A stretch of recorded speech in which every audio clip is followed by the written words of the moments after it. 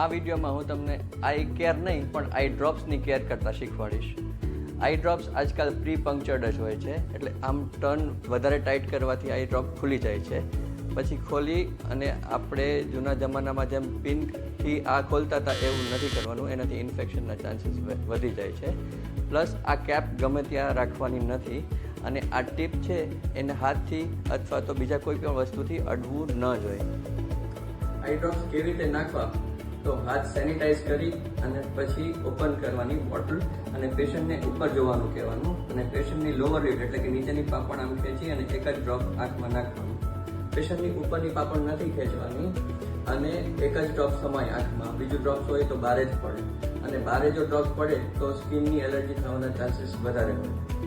હવે જે લોકોને 2 ડ્રોપ્સ એક સાથે સ્ટાર્ટ હોય એ લોકોને શું કરવાનું કે એક ડ્રોપ નાખવાનું, પછી 10-15 મિનિટનો ગેપ રાખવાનો, પછી બીજામાંથી ડ્રોપ્સ નાખવાનું.